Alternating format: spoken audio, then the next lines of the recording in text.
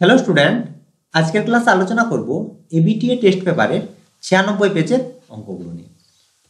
একের দাগের প্রথম কোশ্চেনে বলেছে একটি নির্দিষ্ট সরল সুদের হারে কোনো মূলধন x বছরে দ্বিগুণ এবং y বছরে 3 গুণ হলে x = y এর মান কত হবে। দেখো, প্রথমে আমরা ধরে নেব সুদের হার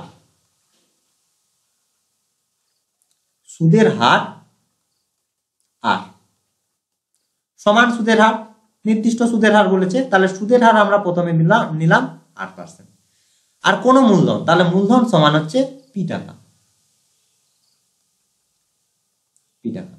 এখন বলেছে সময় x বছরে মূলধন দ্বিগুণ হচ্ছে, তাহলে সময় t = হচ্ছে x বছরের দ্বিগুণ অর্থাৎ a সমান হচ্ছে 2p।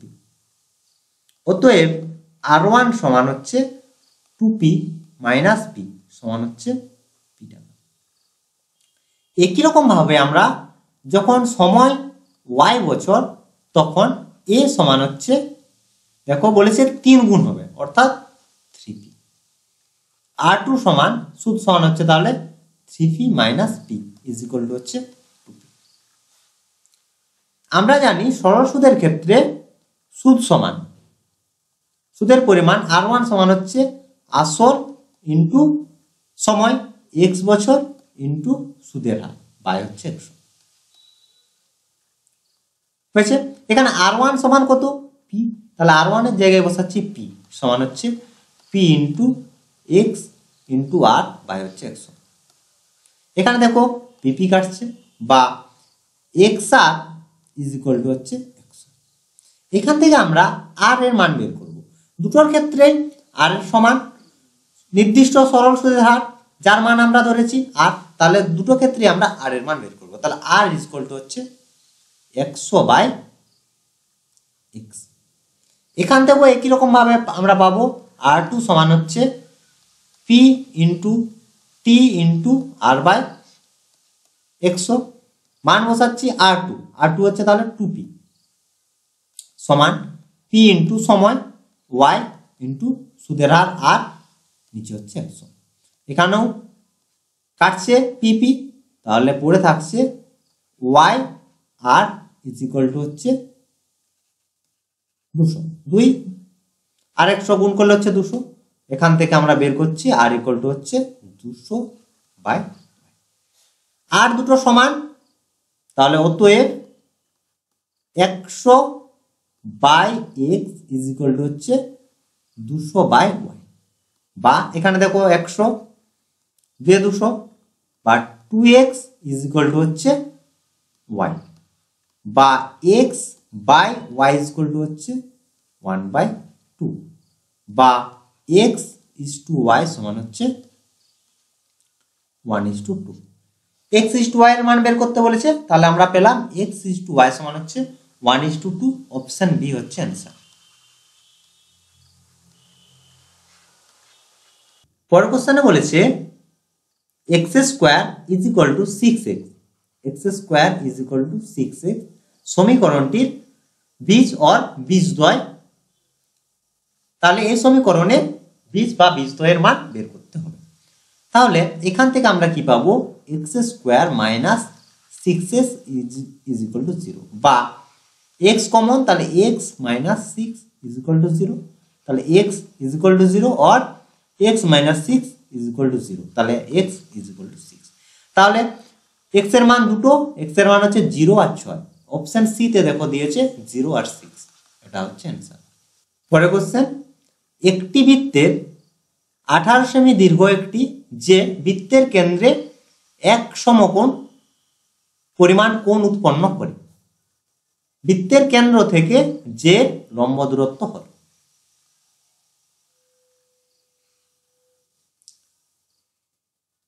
যে বলেছে বৃত্তের কেন্দ্রে এক সমকোণ উৎপন্ন করেছে।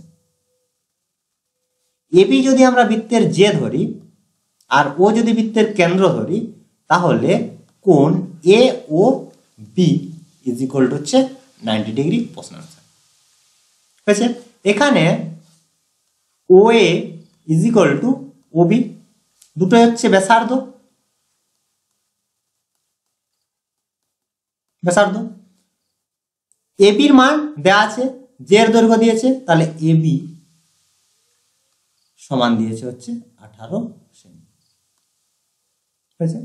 এখন আমরা ত্রিভুজ এ ও বি সমকোণী ত্রিভুজ থেকে পাই, সমকোণী ত্রিভুজ থেকে, সমকোণী ত্রিভুজ থেকে আমরা পাই লম্ব স্কয়ার প্লাস ভূমি স্কয়ার সমান হচ্ছে অতিভুজ স্কয়ার। এখানে এবি হচ্ছে অতিভুজ, তাহলে এবি স্কয়ার সমান হচ্ছে OA square plus OB square হয়েছে। এটা আমরা সমকোণী ত্রিভুজ থেকে পেলাম। আমাদের বের করতে হবে বৃত্তের কেন্দ্র থেকে যে লম্ব দূরত্ব। আমরা জানি যে জে কে কেন্দ্রগামী ব্যাসার্ধ সমকোণে সমদ্বিখণ্ডিত করে, বোঝা গেল। তাহলে প্রথমে আমাদের প্রয়োজন হচ্ছে ওএ আর ওবির মান বের করতে হবে। এখান থেকে তাহলে আমরা ওএ আর ওবির মান পেয়ে যাব, দুটোর মান সমান। বা ওবি, প্রথমে আমরা এবির মান বসাচ্ছি, AB 18 square is equal to হচ্ছে OA square plus OA square হয়েছে। যেহেতু দুটো সমান, তাহলে বা 18 স্কয়ার হচ্ছে 324 সমান হচ্ছে 2 ওএ স্কয়ার, বা OA square is equal to হচ্ছে 2 দিয়ে ভাগ করছি, তাহলে 1 6 2 হয়েছে। বা ওএ সমান হচ্ছে √162, তাহলে ওএ সমান আমরা পেয়ে গেলাম। আর এক্ষুনি তোমাদের বললাম যে কেন্দ্রগামী ব্যাসার্ধ জে কে সমকোণে সমদ্বিখণ্ডিত করে। তাহলে এটা যদি এম হয়, এটা লম্ব বলে দিয়েছে, তাহলে O M A O M B বা ও এম এ একটি হচ্ছে সমকোণী ত্রিভুজ, আর A M is equal to হচ্ছে বিএম হয়েছে। এখন ও এম বি সমকোণী ত্রিভুজ থেকে আমাদের বের করতে হবে কি বলেছে দেখো, কেন্দ্র থেকে এবির উপর যে লম্ব, সেই লম্বের দৈর্ঘ্য বের করতে হবে, অর্থাৎ ওএম বের করতে হবে। তাহলে সমকোণী ত্রিভুজের ক্ষেত্রে OM square plus M B square সমান হচ্ছে ওবি স্কয়ার বা ওএ স্কয়ার হয়েছে। এখানে ওএম এর মান বের করব, সমান ওবি স্কয়ার, ওবি স্কয়ার এটা তো হচ্ছে ওবি সমান হচ্ছে √162। একবার মান বসিয়ে দিই, তাহলে √162 এর whole square minus MB. MB দেখো এবি সমান হচ্ছে 18, তার অর্ধেক সমান হচ্ছে 9 সেমি। তাহলে এখান থেকে আমরা কি পাচ্ছি, √162 হোল স্কয়ার মাইনাস 9 এর স্কয়ার সমান 162 মাইনাস 81, বিয়োগ করলে আমরা পাবো 1, আর এখান থেকে 81 হয়েছে। তাহলে ওএম সমান আমরা পেয়ে গেলাম, ওএম স্কয়ার সমান হচ্ছে 81, তাহলে ওএম সমান হচ্ছে √81 সমান হচ্ছে 9। দেখে নাও অপশন সি তে দেখো দিয়েছে 9 সেমি, তাহলে অ্যান্সার হচ্ছে অপশন সি।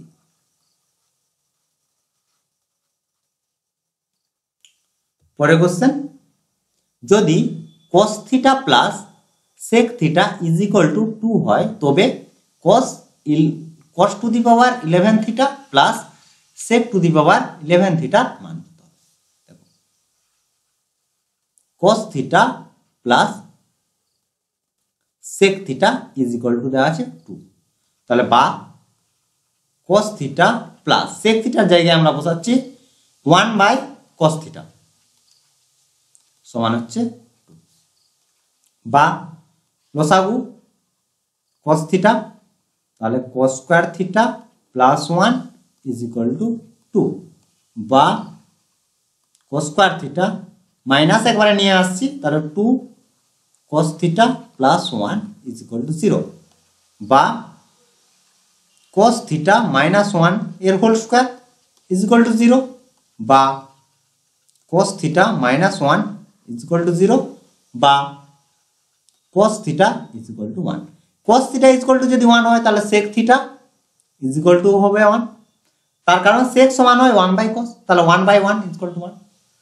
এখন মান বের করতে হবে cos to the power 11 theta plus sec to the power 11 theta সমান, এর মান পেয়েছি 1 to the power 11 plus 1 to the power 11, তাহলে 1 প্লাস 1, 1 এর পাওয়ারে যা থাকলো তার মান 1 হয়, তাহলে 1 প্লাস 1 সমান হচ্ছে 2 হচ্ছে आंसर। অপশন দেখে নাও, অপশন সি তে দেখো দিয়েছে 2। পরের কোশ্চেন, আর একক দৈর্ঘ্যের ব্যাসার্ধ বিশিষ্ট একটি নিরেট অর্ধগোলক থেকে সর্ববৃহৎ যে নিরেট শঙ্কুটি কেটে নেওয়া যাবে তার আয়তন কত?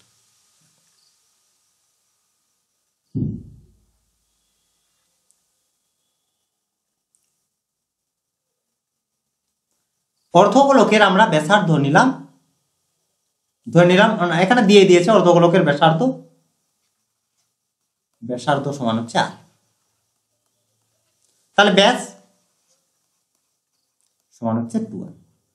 এখন যে সর্ববৃহৎ শঙ্কুটি হবে এটি হচ্ছে কেন্দ্র, যে সর্ববৃহৎ শঙ্কুটি হবে তার ভূমির ক্ষেত্রফল আর অর্ধগোলকের ভূমির ক্ষেত্রফল একই, তাহলে দুটোর ক্ষেত্রে আমরা ব্যাসার্ধ, এখানে যেমন বলেছে যে অর্ধগোলকের ব্যাসার্ধ আর একক, যে সর্ববৃহৎ শঙ্কুটি কেটে নেওয়া যাবে তার ব্যাসার্ধ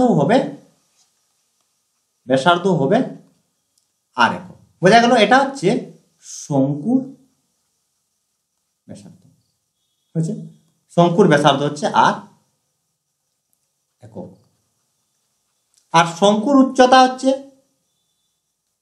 আর একক,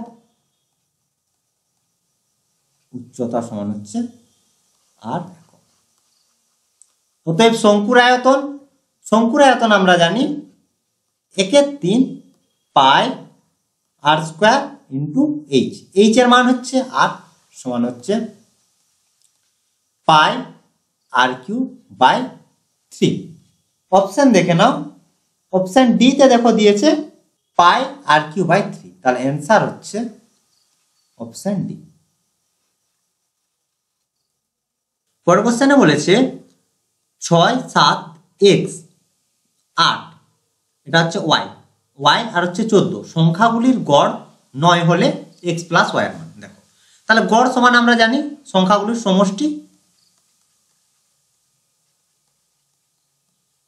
বাই মোট যতগুলো সংখ্যা রয়েছে। এখানে দেখো সংখ্যা রয়েছে 1 2 3 4 5 6, তাহলে বাই 6 হয়েছে। সংখ্যাগুলির গড় বলেছে 9 ইজ ইকুয়াল টু 9, তাহলে আমাদের যোগ করতে হবে। যোগ করলে আমরা কত পাবো দেখো, এই দুটো যদি যোগ করি তাহলে হচ্ছে 20 প্লাস 7 আর 8 যোগ করলে হচ্ছে 15 প্লাস xy একবার গুণ করে দিলাম 6 হচ্ছে 54, বা x প্লাস y একবার লিখছি সমান হচ্ছে 54 মাইনাস দুটো যদি বিয়োগ করি তাহলে হচ্ছে 35, বিয়োগ করলে পাচ্ছি আমরা 19, তাহলে x plus y is equal to হচ্ছে 19 হয়েছে। অপশন বি তে দেখো দিয়েছে 19, তাহলে অ্যান্সার হচ্ছে অপশন বি। এরপর হচ্ছে শূন্যস্থান পূরণ। 7x square minus 12x minus minus নয় প্লাস 18 ইজ ইকুয়াল টু 0 সমীকরণের বীজদ্বয়ের সমষ্টি ও গুণফলের অনুপাত। তাহলে বীজদ্বয়ের সমষ্টি, তাহলে a x square plus bx plus c is equal to 0 যদি দ্বিঘাত সমীকরণ হয়, এটি হচ্ছে দ্বিঘাত সমীকরণ সাধারণ রূপ, তাহলে বীজদ্বয়ের যোগফল সমষ্টি সমান হচ্ছে মাইনাস বি বাই এ, আর গুণফল সমান সি বাই এ হয়েছে। এখানে দেখো এ সমান রয়েছে 7, বি সমান হচ্ছে -12 আর সি সমান হচ্ছে 18, তাহলে সমষ্টি সমান হচ্ছে মাইনাস বি বাই এ, তাহলে মাইনাস মাইনাস হচ্ছে প্লাস, একবার লিখে দিলাম প্লাস 12 বাই এ মানে হচ্ছে 7, গুণফল গুণফল সমান হচ্ছে কত, সি বাই এ, সি সমান হচ্ছে 18/7। তাহলে অতএব সমষ্টি, প্রথমে দিয়েছে সমষ্টি, তাহলে সমষ্টি ও গুণফলের অনুপাত, গুণফলের অনুপাত, অনুপাত সমান হচ্ছে তাহলে কত, সমষ্টি হচ্ছে 12/7:18/7, 7 7 কাটছে, তাহলে উপরে থাকছে 12:18, নিচে 1 1 থাকছে আর লিখলাম না, তাহলে 6 2 12 আর 6 3 18 সমান হচ্ছে 2:3। এটাই হচ্ছে অ্যান্সার। পরের কোশ্চেন, 1 বছরের আসল ও সুদ আসলের অনুপাত দিয়েছে 8:9 হলে বার্ষিক সরল সুদের হার। তাহলে ছোট আর এর মান বের করতে হবে। আসল আর সুদ আসলের অনুপাত দিয়েছে, তাহলে আমরা ধরে নিচ্ছি আসল সমান হচ্ছে 8x আর সুদ আসল সমান হচ্ছে 9x। হয়েছে? এখন তাহলে আমরা সুদ পেয়ে যাব, সুদ আসল পেয়েছি আর আসল পেয়েছি, অতএব সুদ সমান 9x মাইনাস 8x, তাহলে বিয়োগ করলে আমরা পাচ্ছি x। তাহলে সরল সুদের ক্ষেত্রে আমরা জানি সুদ সমান আসল ইন্টু সময় ইন্টু সুদের হার, সুদ লিখলাম সুদের হার, বাই নিচে থাকে 100, মান বসাচ্ছি, তাহলে সুদ সমান হচ্ছে x, আসল 8x, সময় 1 বছর, সুদের হার ছোট হাত ধরলাম, বাই নিচে থাকছে 100, x x কাটছে 4 2 8 আর এটা হচ্ছে 25 বা 8, তাহলে দেখো একবারে না করে 2r লিখছি, 2r ইকুয়াল টু হচ্ছে 25 বা r ইজ ইকুয়াল টু হচ্ছে 25/2 সমান হচ্ছে 12.12%। তাহলে সুদের হার হচ্ছে 12.12%, এটাই হচ্ছে অ্যান্সার। পরের কোশ্চেন, দুটি বৃত্ত পরস্পরকে ছেদ বা স্পর্শ না করলে বৃত্ত দুটির সর্বাধিক সংখ্যায় ড্যাশটি সাধারণ স্পর্শক অঙ্কন করা যায়। সাধারণ স্পর্শক বলতে দুটোর মধ্যে থাকবে, তাহলে অ্যান্সার হচ্ছে 4টি। কিভাবে দেখো, কোনো স্পর্শ করছে না, তাহলে মোট 4টি স্পর্শক অঙ্কন করা সম্ভব। এইভাবে, তাহলে অ্যান্সার হচ্ছে কি 4টি। এই 4টি স্পর্শকের মধ্যে দুটি হচ্ছে সরল সাধারণ স্পর্শক আর দুটি হচ্ছে তির্যক সাধারণ স্পর্শক। সরল সাধারণ স্পর্শক কি? সরল সাধারণ স্পর্শক, সরল সাধারণ স্পর্শক হচ্ছে স্পর্শকের একই দিকে যদি বৃত্তগুলো থাকে তাহলে সে স্পর্শকটিকে বলা হয় সরল সাধারণ স্পর্শক, আর বিপরীত দিকে যদি থাকে তাহলে তখন সেটি হয় তির্যক সাধারণ স্পর্শক। বোঝা গেল? এখন এই কোশ্চেনে বলেছে যে দুটি বৃত্ত যদি ছেদ না করে, কিন্তু যদি বলে যে দুটি বৃত্ত পরস্পরকে বহিঃস্পর্শ করে তাহলে স্পর্শক সাধারণ স্পর্শকের সংখ্যা, তাহলে অ্যান্সার হতো 3টি। হয়েছে? এভাবে দুটি থাকতো সরল সাধারণ স্পর্শক আর একটি থাকতো তির্যক সাধারণ স্পর্শক। আর যদি কোশ্চেন হতো যে দুটি বৃত্ত পরস্পরকে অন্তঃস্পর্শ করে তাহলে অ্যান্সার হতো 1টি। হয়েছে? সেটি হতো সরল সাধারণ স্পর্শক। পরের কোশ্চেন, একটি নিরেট অর্ধগোলকের সমতলের সংখ্যা, তাহলে অ্যান্সার হবে 1টি। যদি বলতো নিরেট অর্ধগোলকের তলের সংখ্যা তখন হতো 2টি, কিন্তু বলেছে সমতলের সংখ্যা, এইভাবে থাকে ওগুলো। ঠিক আছে, একটি থাকে সমতল আর একটি থাকে বক্রতল। পরের question, tan 35 degree into tan 55 degree সমান সাইন থিটা হলে থিটার সর্বনিম্ন ধনাত্মক মান। তাহলে এখান থেকে আমরা পাবো tan 35 ডিগ্রি ইন্টু 35 বা 55 আমাদের রাখতে হবে। তোমরা 35 রাখতে পারো বা 55 রাখতে পারো, আমি 35 রাখছি। তাহলে এই 55 জায়গায় আমরা লিখতে পারি এভাবে 90 ডিগ্রি মাইনাস 35 ডিগ্রি। এখানে যদি 35-এর জায়গায় তোমরা এভাবে লিখতে পারতে 90 মাইনাস 55, বিয়োগ করলে আমরা 35 পাবো, তাহলে সমান হচ্ছে সাইন থিটা বা sine 35 degree into sine 90 degree minus theta সমান হয় কট থিটা। তাহলে কট থিটার জায়গায় এখানে 35 ডিগ্রি ইজ ইকুয়াল টু হচ্ছে সাইন থিটা বা tan 35 ডিগ্রি, কট সমান হচ্ছে 1/10, তাহলে হচ্ছে tan 35 ডিগ্রি।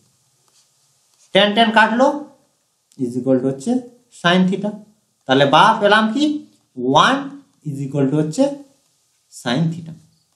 তাহলে sine theta is equal to 1, sine 90 ডিগ্রির মান হয় 1, তাহলে 1 এর জায়গায় বসাচ্ছি সাইন 90 ডিগ্রি বা এখানে দেখো সাইন সাইন কাটলো থিটা ইকুয়াল টু 90 ডিগ্রি। থিটার মান বের করতে বলেছে, তাহলে অ্যান্সার হচ্ছে 90 ডিগ্রি। পরের কোশ্চেন, একটি পরিসংখ্যা বিভাজনের মধ্যমা যে লেখচিত্রের সাহায্যে পাওয়া যায় তা হলো ওজাইভ। ওজাইভ। পরের কোশ্চেন 3 দাগের সত্য মিথ্যা। কোশ্চেনে বলেছে এ 10,000 টাকা দিয়ে একটি ব্যবসা শুরু করার 6 মাস পরে বি 20,000 টাকা দিল, বছরের শেষে তাদের লভ্যাংশের পরিমাণ সমান হবে, এটা হবে সত্য। আমরা জানি লাভের পরিমাণ হয় মূলধনের অনুপাতের সঙ্গে সমান। এখন দেখো যদি আমরা এর ক্ষেত্রে দেখি, তাহলে এ ব্যবসায় নিয়োজিত করছে 10,000 টাকা আর সেই টাকাটা খাটছে 1 বছর অর্থাৎ 12 মাস, তাহলে মোট তার টাকার পরিমাণ হচ্ছে 12, তারপর দেখো হচ্ছে 4টা শূন্য হয়েছে। আর বি একই রকম ভাবে বি এর ক্ষেত্রে আমরা যদি দেখি, তাহলে 20,000 টাকা ব্যবসায় নিয়োজিত করছে, সেটি হচ্ছে 6 মাসের জন্য খাটছে, এক্ষেত্রেও হচ্ছে এই পরিমাণ টাকা। তাহলে মূলধনের অনুপাত, মূলধনের পরিমাণ দুটোর ক্ষেত্রে একই, তাহলে লাভের পরিমাণও সমান হবে, তাহলে অ্যান্সার হচ্ছে সত্য। পরের কোশ্চেন, √5 প্লাস √2 এর অনুবন্ধীকরণই হলো √5 মাইনাস √2, এটা হবে কি মিথ্যা। দেখো যে কোনো করণীর ক্ষেত্রে a প্লাস √b যদি ধরি, এর অনুবন্ধীকরণই হয় a মাইনাস √b, অর্থাৎ আমরা বলতে পারি যে অনুবন্ধীকরণের ক্ষেত্রে শুধুমাত্র যে করণী থাকে তার সামনের দিকে সাইনটা চেঞ্জ হয়। অনুবন্ধীকরণী হচ্ছে সেটা যখন অনুবন্ধীকরণ তখনই বলবো যদি করণী আর অনুবন্ধীকরণের যোগফল আর গুণফল সবসময় মূলদ সংখ্যা হয়। বোঝা গেল? তাহলে এর অনুবন্ধীকরণী হতো -√5 প্লাস √2, এটা হচ্ছে √5 প্লাস √2 অনুবন্ধীকরণ। পরের কোশ্চেন, দুটি সদৃশ্য ত্রিভুজের অনুরূপ বাহুগুলি সমান হয়, এটা হবে মিথ্যা।